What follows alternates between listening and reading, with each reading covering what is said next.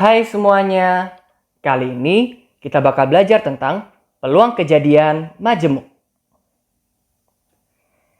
Pertama-tama, apa sih itu peluang majemuk?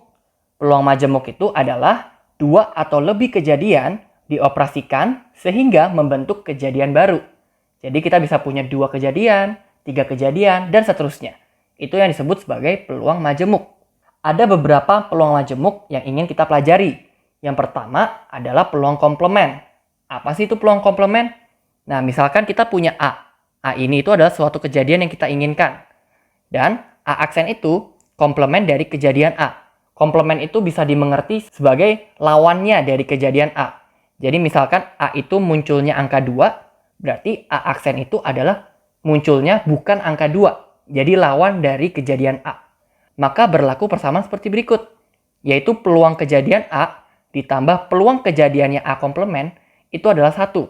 Atau bisa kita tulis ulang sebagai peluangnya kejadian A komplement itu adalah 1 dikurang peluang terjadinya A. Nah, sekarang kita mau lihat contoh. Misalkan kita punya 3 buah koin yang dilempar bersamaan. Nah, kita diminta untuk mencari peluang paling sedikit munculnya satu angka. Nah, berarti di sini kita mengharapkan angka yang muncul itu lebih besar dari sama dengan 1. Jadi bisa 1, bisa 2, bisa 3. Nah, kita mau definisikan kejadian ini. Misalkan kita punya kejadian B. Kejadian B itu adalah angka yang muncul lebih kecil dari 1. Nah, di sini kita bisa lihat bahwa kejadian B itu adalah lawan dari yang kita ingin cari. Kita mau mencarinya sedikitnya muncul satu angka, tapi kejadian B-nya itu adalah angkanya itu lebih kecil dari 1. Jadi maksudnya tidak ada angka sama sekali. Nah, berarti kita di sini tugasnya adalah mencari B aksen. Di mana komplement kejadian B itu adalah A lebih besar dari sama dengan 1. Artinya, angka yang muncul itu lebih besar dari atau sama dengan 1. Bisa dilihat di sini bahwa B dan B komplementnya itu pasti saling melengkapi, teman-teman. Menurut teman-teman, lebih mudah yang mana? Apakah lebih mudah mencari peluang angkanya lebih besar dari sama dengan 1? Atau angkanya kurang dari 1? Kalau kita mencari yang B komplement ini, kita perlu mencari yang muncul angkanya 1. Lalu muncul 2 angka. Lalu muncul 3 angka. Jadi lebih banyak. Sedangkan kalau kita mencari peluang B, kita hanya perlu mencari kalau angkanya tidak ada sama sekali. Berarti lebih enak kita mencari peluang B terlebih dahulu, lalu kita memanfaatkan rumus ini. Jadi kita bisa mencari peluang dari A komplementnya. Berarti di sini kita cari dulu elemen dari B. Kita tahu bahwa B itu adalah kejadian muncul angka kurang dari 1. Atau dalam kata lain, tidak muncul angka sama sekali. Keluaran apa yang mungkin terjadi? Yaitu kalau keluar gambar semua. Tidak ada lagi. Kalau andaikan ada A1 saja di sini, berarti dia tidak termaksud ke kejadian B. Berarti kejadian B itu elemennya hanya gambar, gambar, gambar. Berarti NB atau banyaknya elemen kejadian B itu hanya ada 1. Selanjutnya kita perlu mencari tahu juga untuk banyaknya ruang sampel. Teman-teman bisa cari sendiri bahwa hasilnya adalah 8. Berarti di sini kita punya peluang B-nya itu adalah NB dibagi NS, yaitu 1/8. Nah, di sini kita belum selesai, karena kita baru mencari peluang tidak muncul angka sama sekali. Sedangkan kita mau mencari peluang paling sedikit muncul satu angka. Berarti yang perlu kita cari adalah peluang dari B komplementnya. Yaitu rumusnya adalah 1 dikurang peluang B. Di mana peluang B-nya kita tahu adalah 1/8. Sehingga kita punya 1 dikurang 1/8. Hasilnya adalah 7/8. Teman-teman bisa juga cari secara langsung tanpa menggunakan komplement dan silakan buktikan apakah hasilnya sama atau tidak. Yang kedua, kita ingin belajar tentang penjumlahan peluang. Penjumlahan peluang itu terjadi kalau apa? Kalau andaikan kejadian yang ada itu saling lepas. Kejadian dikatakan saling lepas jika tidak ada satupun elemen pada A yang sama dengan elemen pada B. Bisa dilihat di sini, misalkan ini kejadian A, dan ini adalah kejadian B. Bisa dilihat elemen A itu tidak ada yang sama dengan elemen B. Secara diagram Venn-nya itu terpisah nih teman-teman. Nah, ini yang disebut sebagai saling lepas. Elemen yang ada di sini tidak mungkin ada di B, karena dia hanya ada di dalam lingkaran A, tetapi tidak ada di lingkaran B. Berarti ini kejadian saling lepas. Di sini artinya adalah ketika kejadian A diiris dengan kejadian B, dia tidak memiliki elemen yang sama atau namanya himpunan kosong. Dan jumlah dari A iris B-nya itu adalah 0. Bisa dilihat di sini tentunya.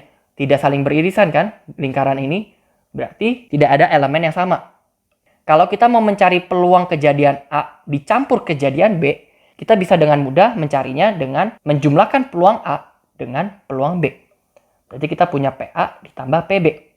Ini kalau andaikan tidak ada irisannya. Apa yang terjadi kalau ada irisannya? Dia disebut dengan kejadian tidak saling lepas. Bisa dilihat di sini. Ini kejadian A. Yang ini kejadian B. Nah, ada beberapa elemen yang di A yang merupakan elemen di B. Begitu juga sebaliknya. Ada elemen yang di B yang merupakan elemen di A. Misalkan, kita lihat. Elemen A yang di sini. Tentunya elemen ini hanya ada di A. Karena dia tidak di dalam lingkaran B. Tetapi kita mau lihat untuk elemen yang berada di sini. Elemen yang direpresentasikan sebagai titik ini berada di dalam lingkaran A. Tetapi dia juga berada di dalam lingkaran B. Nah, ini yang disebut sebagai kejadian tidak saling lepas. Berarti ada suatu elemen yang berada baik di kejadian A dan di kejadian B. Berarti ketika kejadian A diiris dengan kejadian B, dia tidak kosong teman-teman. Ada elemennya. Berarti jumlah dari A iris B-nya itu ada. Kalau di sini, berarti elemen-elemen yang di sini itu adalah A iris B-nya, teman-teman. Berarti peluang A gabung B-nya itu adalah PA ditambah PB, tapi kita harus kurangi dengan peluang dari A yang diiris dengan B. Kita mau lihat contoh. Misalkan dua dadu dilempar bersamaan. Kita diminta untuk mencari peluang munculnya angka 4 atau angka 10 adalah, ini juga bisa sebagai acuan teman-teman. Kita melakukan penjumlahan peluang kalau pertanyaannya itu menggunakan kata atau. Kalau ada atau, berarti yang ditanya adalah peluang gabungan. Berarti kita punya A gabung B. Kalau gabungan, berarti kita bermain dengan penjumlahan peluang. Jadi boleh diingat ya teman-teman ya. Nah berarti kita cari dulu. Misalkan kejadian A itu adalah munculnya angka 4. Nah angka 4 itu muncul jika apa? Hanya jika kalau muncul 1,3, lalu 2,2, dan 3,1. Berarti banyaknya kejadian A itu ada 3. Selanjutnya, untuk kejadian B itu adalah munculnya angka 10. Berarti hanya mungkin kalau yang muncul itu adalah 4,6, 5,5, dan 6,4. Berarti banyaknya kejadian B itu juga adalah 3. Nah, teman-teman bisa lihat nih, apakah elemen di kejadian A dan elemen di kejadian B ada yang sama? Atau bisa disebut sebagai ada nggak yang irisan? Ternyata tidak ya teman-teman ya. Berarti bisa kita bilang bahwa ini adalah kejadian yang saling lepas. Sehingga peluang A gabung B-nya atau peluang munculnya angka 4 atau angka 10 itu bisa kita cari dengan menjumlahkan peluang A dengan peluang B. Nah, di sini kita juga tidak boleh lupa untuk mencari NS atau banyaknya ruang sampel. Tentunya untuk pelemparan dua dadu, banyak elemen ruang sampelnya adalah 36.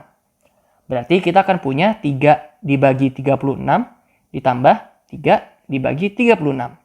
Hasilnya adalah 1/6. Selanjutnya, kita mau mengambil satu kartu dari satu set kartu bridge. Nah, yang mau ditanya adalah peluang terambilnya kartu sekop atau kartu as itu adalah, nah di sini kita lagi-lagi punya kata atau. Berarti kita melakukan penjumlahan peluang.